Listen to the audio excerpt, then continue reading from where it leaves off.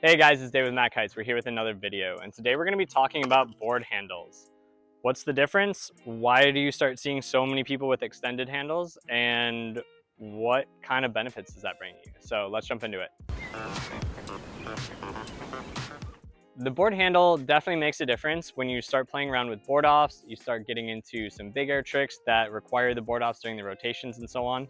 But really, these extended handles, and either it being a full larger handle like this one, or when you see some of them where they add an extension to the standard handle, really they can be used for anyone. I think they're really helpful when you're getting into certain tricks, but I also want to talk about for who it's not.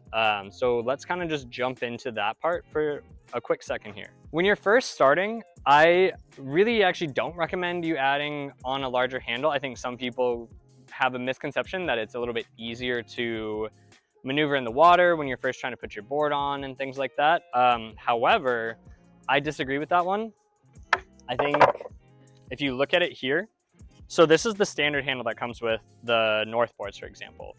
It's a pretty lower profile. It's got a nice grip to it. And really when you're doing anything, walking to the beach, so on, obviously that's not gonna make much of a difference. But when you're in the water and let's say you're kind of early on and you're used to using the handle and trying to get the board on, something that's lower is gonna actually be a lot easier to maneuver. You just don't have a longer lever arm of like where you're trying to reach and what's going on. It makes everything a little bit closer to you, a little bit simpler to put on while you're holding the kite. So I think when you're early on, starting with the standard handle is perfect. I don't think you should really think too much about it. I think it's just a great way to start off and to play around with that. And I wouldn't go too crazy with trying to think about, do I need to get a different handle? Once you start getting into doing certain tricks and you want to especially start thinking about board offs, I think that's the perfect time to start looking into some of these different handles. And so for me, for example, I moved from what we talked about, the standard lower north handle. I had tried using some extensions before, which are basically little plastic pieces that raise this whole handle up. You have to find different screws to fit all the way through. And you're basically just putting a riser on this handle. That's definitely a way to go. I see a lot of people doing that and using it. For me personally, I decided I wanted to go a different route and go with one of the fabricated or 3D printed handles. So for me, I am riding the trap handle. I really like this one, especially the newest version. This handle is, hopefully you can see here, and I'll put a little bit closer, but the new handle is quite a bit taller. I would say it's 2 to 3 times taller than the standard handle. For me, it's made a big difference in the board off tricks. And then there's been some additional work done in order to have a bit of a better grip on the bottom. I know a lot of people like to also wrap their handle with, usually what people use, I think, is the tennis grip. I haven't done it yet. I definitely see how it could be useful, but honestly, I've found this to be perfectly fine as is with the grip. I do think it's cool they do some customization. As you can see, they put some logoing on the top for me, as well as they will put your name and contact information on the side, so you don't have to be writing it on the board. So I thought that was kind of cool off this handle.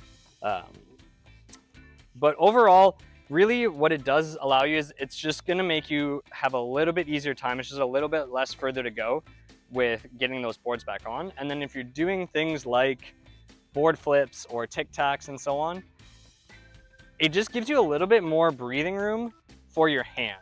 I don't know if people usually think about that aspect before it, but when you start doing tic-tacs, if you have a low profile handle, there's a decent chance that when you run to go grab your handle, you're actually gonna probably hit your fingers first and then have to get down and around it. And I know for me, when I first started, I jammed my fingers a couple times trying to do that. So I think that's one of the other benefits, is this extra space that's there.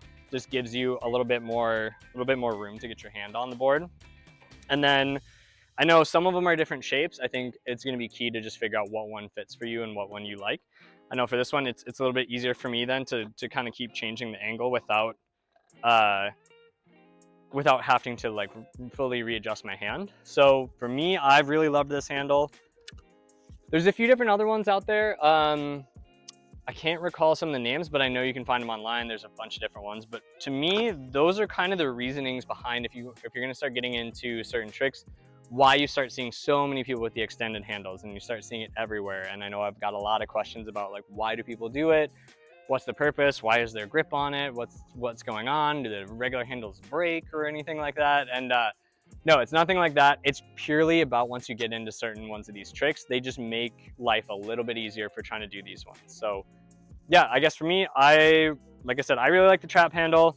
I like having the extended one once I got into board offs, but prior to that, I think you're going to be fine with the normal one. But once you start getting into some of those other tricks, definitely start thinking about it. I think it will help you for sure with getting the board back on. But let me know if you guys have any questions. I know a little bit about a few of the other ones, as well as some of the spacers. I know there's a handful of people that make them, some people 3D print them and so on.